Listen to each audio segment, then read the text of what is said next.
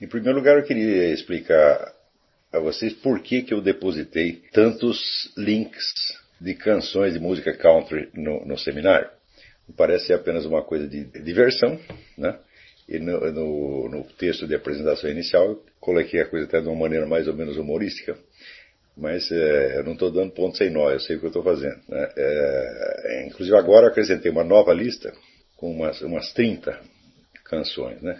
O motivo de colocar isso para vocês é o seguinte: você ter uma bela coleção de melodias na cabeça é uma das boas maneiras, vamos dizer, de você captar de algum modo o seu próprio ritmo interior, sua própria melodia interior e viver mais diretamente conectado com a dimensão mais profunda da sua personalidade. Para isto, lamentavelmente, a música clássica não serve, porque a música clássica se define sobretudo pela sua estrutura e pela sua ordem. Ela é uma espécie de música de segundo grau que vai usar certas melodias primárias apenas como matéria-prima para a construção de estruturas mais complexas. Então você tem que entrar, para quando você ouve música clássica, você tem que entrar no roteiro que ela está determinando para você. Ela segue uma certa ordem e você tem que acompanhar aquela ordem. E no caso, eu estou me referindo mais, vamos dizer, a melodias separadas, a uma enorme coleção de melodias separadas, que você vá lembrando durante o dia, conforme o seu estado, conforme o que lhe pareça necessário para você se defender de um ambiente todo composto de banalidade e small talk, como se fala aqui, como se diz aqui nos Estados Unidos. Né? Isso ajuda muito você a ter um certo senso de continuidade interior. A continuidade é um elemento extremamente importante, a apreensão da continuidade é um elemento extremamente importante para a descoberta e fortalecimento da sua personalidade intelectual. Na aula que eu mencionei aquele exercício da alma imortal, vocês podem ver que o elemento mais importante ali é o fato de você se apreender como existência constante. Você adquire um senso de uma continuidade que transcende a própria continuidade das sensações físicas recebidas. Desde o começo do curso eu insisti nisso e gostaria que vocês sempre prestassem atenção nesse ponto, que todas as sensações que nós recebemos do mundo exterior e do nosso próprio mundo corporal são totalmente descontínuas, totalmente picotadas. Né? Sobretudo as percepções visuais, elas são entrecortadas, porque você pisca e porque o olho não para, né? E você sabe que o olho humano, ele só aprende um ponto de cada vez, né? E em torno desse ponto você cria uma espécie de aura, né? E essa aura é a percepção que você tem do conjunto, né, certo? Do mesmo modo, na percepção auditiva, se um som continua assim por alguns minutos, você o perde de vista, você o perde completamente, não percebe mais. Né? Então, todas as nossas sensações, as sensações tácteis, então, talvez mais breves ainda, né? E assim por diante, sensações gustativas, nenhuma sensação dura, tá certo? E o fato de que este material recebido pelos sentidos é todo fragmentário e atomístico, por assim dizer, foi o que levou o famoso Kant a supor que há algo em nós que unifica a percepção, essas percepções, e, entre aspas, constrói com elas um mundo exterior. Né?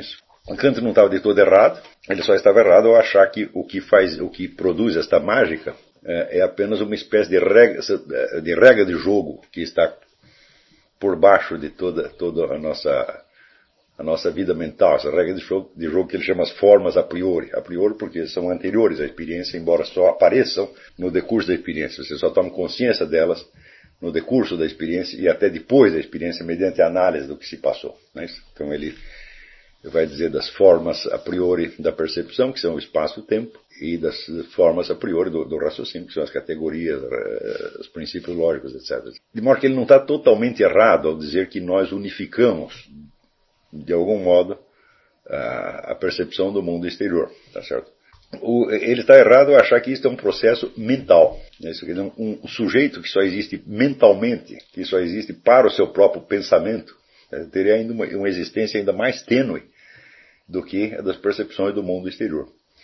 Quer dizer, se o mundo das sensações é constituído de pontos atomísticos, então para unificá-lo, é necessário que você penetre numa outra esfera de ser mais profunda e mais contínua. Isso não pode se passar simplesmente na mente, porque a mente também é uma coisa que acontece na vida.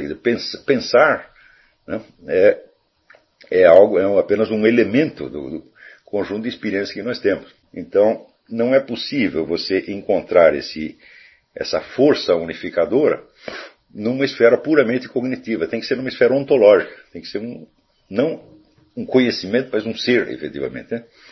Não uma forma de conhecer, mas uma forma de ser. Então, para isso, para compreender esse processo, você só tem um jeito. Você descobrir, por baixo da sua experiência cotidiana, sua experiência diária, uma esfera de ser que seja mais duradoura, tá certo? E mais contínua. E isso é exatamente, né, o que aparece naquela experiência que nós chamamos da alma imortal. A alma imortal subentende, então, a possibilidade de um conhecimento que transcende não só o pensamento humano, não só o pensar, mas transcende os próprios órgãos dos sentidos. Para ilustrar isso, eu mencionei os casos, vamos dizer, de percepções obtidas em estado de morte clínica, né? Mas nós não precisamos ir tão longe, porque há uma experiência banal que nos dá imediatamente o conhecimento disso. E isso aí é audição de música. No famoso livro Sound and Symbol, esse grande musicólogo e filósofo foi Victor Zuckerkandl, ele levanta ali o problema da surdez tonal. Quer dizer, pessoas que, quando ouvem uma música, elas percebem os vários sons, mas não formam melodia, não são capazes de reconhecer a melodia. Tá certo? E eu até comentei num artigo do Diário do Comércio que certas experiências recentes tinham demonstrado que o Victor Zuckerkandl tinha muito mais razão do que ele imaginava, porque os camaradas mediram reações cerebrais, né, em várias pessoas com audição normal e com surdez tonal. E notaram que não havia a menor diferença nas reações cerebrais de um e de outro. Ou seja, as áreas do cérebro que eram ativadas quando uma pessoa normal ouvia as melodias eram exatamente as mesmas e funcionavam do mesmo jeito que nas pessoas que tinham surdez tonal. Então isso quer dizer o seguinte: o reconhecimento de melodia definitivamente não é cerebral. É um mistério, nós não sabemos como é que se dá. Tá certo? O fato é que isso não é sintetizado no cérebro. É sintetizado onde? É sintetizado na sua pessoa. Não vamos disfarçar isso, que, vamos dizer, no processo do conhecer, quem conhece não é o seu corpo, não é a sua alma, não são as suas percepções, é você. Tá certo? Nós não vamos caminhar nenhum passo na compreensão do ser humano se nós começamos por dissolver a unidade do próprio objeto que nós estamos estudando, né? E achar que eu posso decompor este fenômeno, esse fato que é a minha pessoa, que é o meu eu, tá certo? Nos seus elementos constitutivos. Memória, linguagem, pensamento, etc, etc, etc. Querendo que estes elementos separados que me compõem me expliquem, de algum modo, quando sou eu que tenho que explicá-los, evidentemente. Tá certo? Então, na simples audição de uma melodia, se manifesta o quê? A unidade do seu eu, a unidade da sua pessoa. Não a unidade do eu histórico. Eu no curso Filosofia da Ciência que eu dei durante a semana passada, enfatizei muito essa ideia de que nós temos um eu histórico, que é aquele eu que nós conscientemente reconhecemos e do qual nós falamos para nós mesmos. Nós temos um eu social, que é aquela parcela que é comum entre eu e aqueles que me conhecem, ou seja, aquilo que eu sei de mim que ao mesmo tempo outras pessoas sabem. Ou, vamos dizer, pelo menos tem a possibilidade de saber. Mas que existe um eu substantivo. Este eu substantivo, não há como você contar a história dele. Porque toda a história está, vamos dizer, no eu narrativo. O eu narrativo é uma parte do eu substantivo, uma parte ínfima.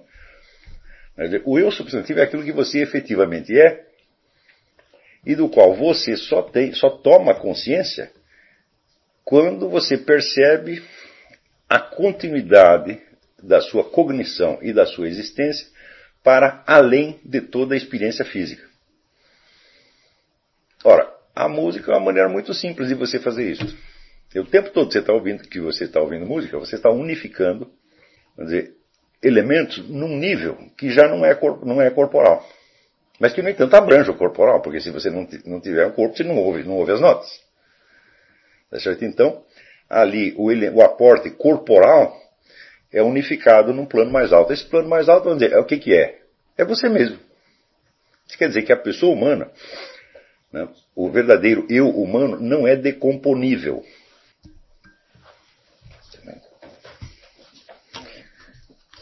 Ele não é decomponível. Ele pode ser analisado, mas não decomposto, de certo modo. Quer dizer, tudo aquilo que o compõe tem de estar junto e é unificado num plano superior que, na verdade, é indizível. E esse indizível, o que é? É você mesmo.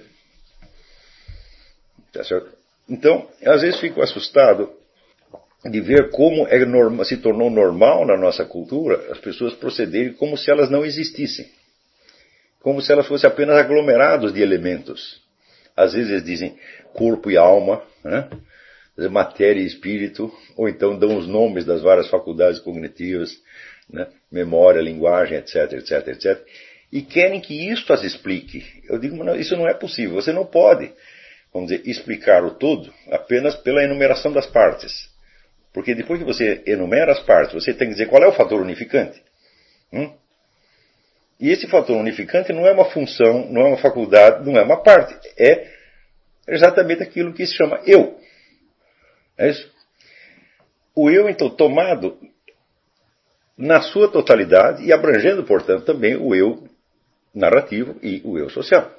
Né? Digamos assim que esse eu profundo, o eu verdadeiro, constante, ele aparece, por exemplo, na experiência da confissão, como em Santo Agostinho. Né, onde o eu se coloca perante o observador onisciente e quanto mais ele vai falando de si, mais ele descobre a respeito de si. Quer dizer que a narrativa não abrange o eu. Ao contrário, o eu abrange a narrativa. Né? Eu estou contando uma coisa e no mesmo instante eu fico sabendo de mais coisa que não estava na narrativa. E isso acontece nitidamente nas confissões de Santo Agostinho. Quer dizer, esse confronto da pessoa com o observador onisciente tem este efeito. E ali você não tem outra saída senão você reconhecer que você é um elemento não redutível às suas partes ou aspectos. No entanto, a gente vê que raríssimas pessoas têm uma ideia consciente, né, deste verdadeiro eu no qual elas consistem. Elas falam de si mencionando apenas as suas partes, tá certo? E às vezes reduzindo-se às suas partes, né? O indivíduo, por exemplo, que acredita que é o cérebro dele que compõe o seu eu, né? Ele está primeiro se reduzindo ao eu narrativo, né? Em segundo lugar, reduzindo este eu narrativo a uma função neuroquímica. Sendo que até hoje não se descobriu nenhuma relação entre qualquer fenômeno neuroquímico e um negócio chamado consciência. Nunca se descobriu e nunca se descobrirá. Tá certo? Porque os fenômenos neuroquímicos são aspectos, são partes que justamente este eu unifica. Tá certo? Então, a gente vê que ao longo do século XX, muita gente se queixou, vamos dizer, da fragmentação da imagem do mundo, né, da fragmentação da consciência, etc, etc. Mas não há como você parar essa fragmentação se, em primeiro lugar, você não decretar que você mesmo existe. Existe, vamos dizer, como um ser perfeitamente real, perfeitamente contínuo, e que não pode ser conhecido como objeto. Só pode ser conhecido, de fato, como sujeito agente. De modo que qualquer quantidade de informações que você colete sobre você mesmo, seja na experiência da vida, seja em livros de psicologia, etc, etc, pode ajudar, pode atrapalhar. Ajuda se você entender que tudo aquilo é elemento. Na metafísica vedantina existe aquela famosa prática de você perguntar quem sou eu. Tá certo? E você vai analisando parte por parte, dizer, bom, eu não sou as minhas sensações, eu não sou a minha memória, eu não sou isso, eu não sou aquilo. No fim chega à conclusão que você é o Brahman. Isso está totalmente errado porque você não é o Brahman. Não é e nunca será. Né? Então, essa análise vai muito bem até um certo ponto. De repente ela dá um salto. Quer dizer, superando sucessivas decomposições do eu, ela dá um salto em seguida para uma unidade absoluta. Mas isso, na verdade, é fugir do problema. Porque entre esses vários elementos separados que compõem a minha psique e a unidade absoluta, tem que ter alguma coisa. Tem que ter um intermediário. Né?